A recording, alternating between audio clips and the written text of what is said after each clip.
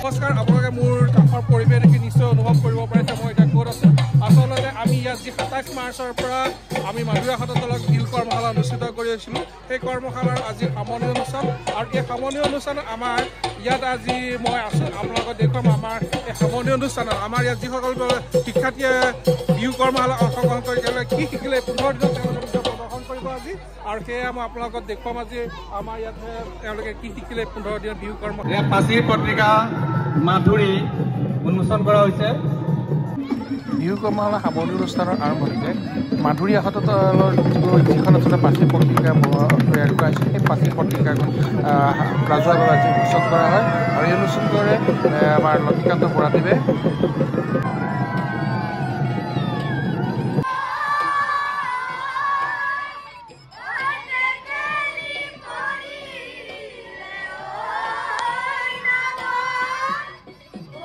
ঢোল বাজনৰ কৰ্মশালাত আচলতে নাচনীতকৈ ঢুলীয়া খুব কমেই হয়, কিন্তু এইবাৰ ব্যতিক্ৰম দেখা গৈছে, কাৰণ যথেষ্টখিনি ঢুলীয়া আহিছে আৰু খুব কম দিনৰ ভিতৰত ১৫ দিনৰ ভিতৰত তেওঁলোকে বহুতখিনি চেৱা আয়ত্ব কৰিছে। আৰু লগতে কেইজনমান বিশেষ যিসকলৰ হাতখন অলপ ভাল তেওঁলোকক অকণমান তেওঁলোকৰ ঢোলৰ চালনা গাবলৈ শিকালোঁ আৰু খুব ভাল লাগিলে।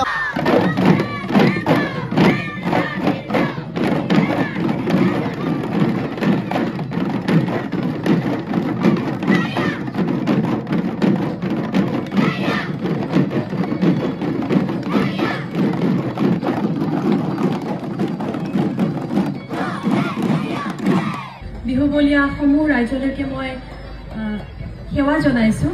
আচলতে মাধুৰী এটা মিঠা অনুভৱ, চতিয়াবাসীৰ বাবে মাধুৰী এনেকুৱা এটা অনুভৱ যিটো ভাষাৰে কৈ কেতিয়াও প্ৰকাশ কৰিব নোৱাৰি। এই মাধুৰী বিহুখন আজি ১০৭ বছৰ ভৰি দিলেহি। এই মাধুৰীৰ তলতেই বহু যুগ যুগ ধৰি বহু মানুহৰ বহু স্মৃতি বহু কথাই লুকাই আছে এই মাধুৰী গছজোপাতে। এই গছজোপালৈ চালেই চোৱাৰ লগে লগেই বহু অনুভৱ আহে। এই গছজোপাই যেন কথা কয়। মাধুৰীৰ লগত মোৰ এটা শৈশৱৰ পৰা আজিলৈকে মই জড়িত হৈ আছোঁ। ইয়াতে মই প্ৰথম মোৰ হয়তো চাগে ৩ বছৰ বয়স মানৰ পৰাই চাগে ইয়াত মই খোজ দিছিলোঁ। সৰুকালত গোৱা বিহু এটা কলাকৈ কুলিয়ে তালতে বিনালে ঐ বনতে বিনালে ঐ হৰিণী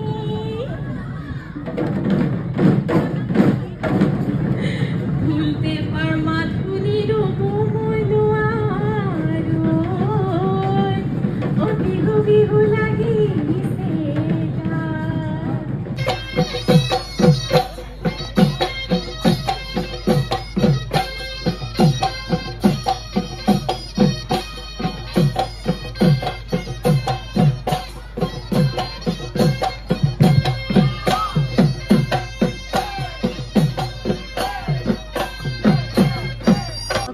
লাগিছে এইবাৰ মাধুৰী আখতৰ তলৰ ১০৭ সংখ্যক বিহু, গতিকে সমূহ চতিয়াবাসী আচলতে মাধুৰী বিহুৰ কাৰণে ৰৈ থাকে। আৰু এইবাৰ মাধুৰী আখতৰ তলত এই যি প্ৰশিক্ষণ দিয়া হ'ল বা যি কৰ্মশালাৰ আয়োজন কৰা হ'ল, গতিকে আমি তাত প্ৰশিক্ষণ দিবলৈ পাই নিজকে ধন্য বুলি অনুভৱ কৰিছোঁ। খুব ভাল লাগিছে।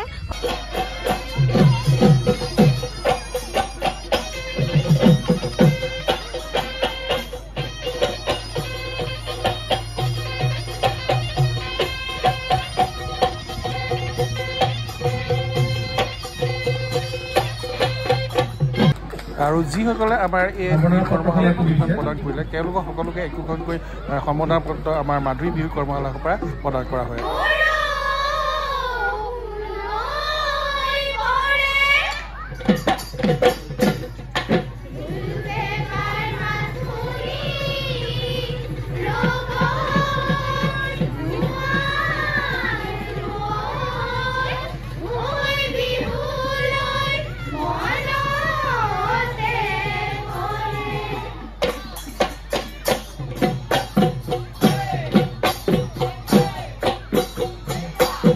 ভাল লাগিছে। মাধুৰীত এইবাৰ খুব ব্যতিক্ৰমী প্ৰচেষ্টাৰে বিহু কৰ্মশালা অনুষ্ঠিত হ'ল আৰু এইবাৰ ইয়াতে 200ৰো অধিক প্ৰশিক্ষাৰ্থীয়ে অংশগ্ৰহণ কৰিছিল। খুবেই ভাল লাগিছে ইয়াত শিকাবলৈ পাই।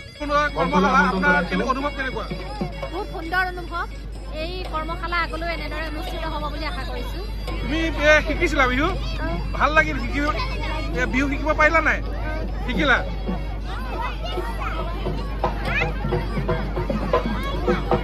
বিহু কৰ্মশালা 15 দিনৰ হৈছিল, আপোনালোকে কেনেকুৱা পালে?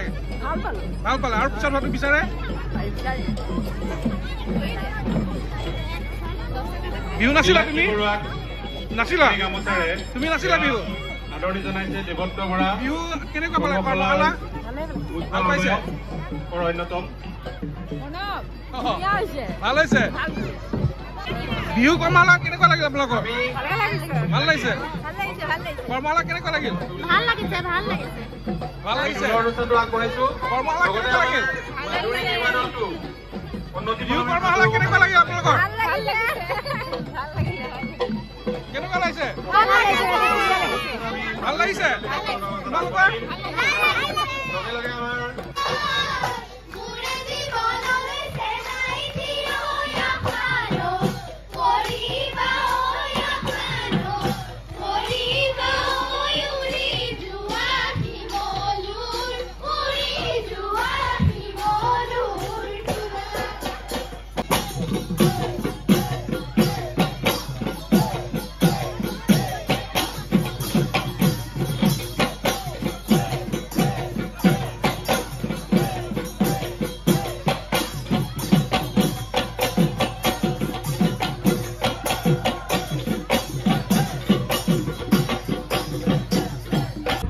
অনুভৱ আচলতে বিহুটোৰ লগত আমাৰ জাতিটোৰ যিটো মিল আছে, মাধুৰী আহতখনৰ তললৈ অহাৰ লগে লগে মাধুৰী গছজোপা দেখাৰ লগে লগে বিহুটো খুব বেলেগ ধৰণৰ এটা অনুভৱ হয়, যিটো চতিয়াবাসীয়েহে অকল অনুভৱ কৰিব পাৰে বুলি মই ভাবোঁ।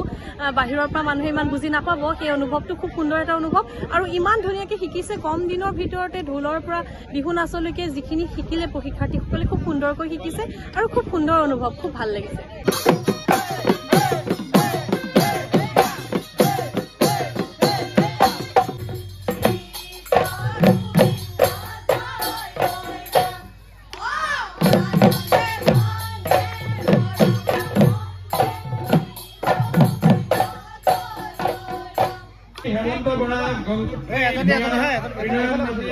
অনুষ্ঠানৰ মাজতে আমাৰ যিসকল পৰীক্ষাৰ্থী আছিল তেওঁলোকৰ মানপত্ৰ প্ৰদান কৰা হয়।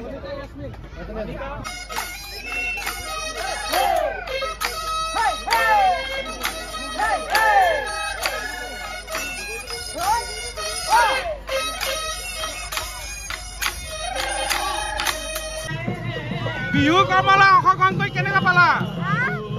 অংশগ্ৰহণ কৰি বিহু কৰ্মশালা কেনেকুৱা পালা? কেনেকুৱা লাগিল? অংশগ্ৰহণ কৰি ভাল পালানে বিহু কৰ্মশালা? ভাল লাগিছে? বিহু কৰ্মশালা অংশগ্ৰহণ কৰি ভাল লাগিছে নাই? লাগিছে?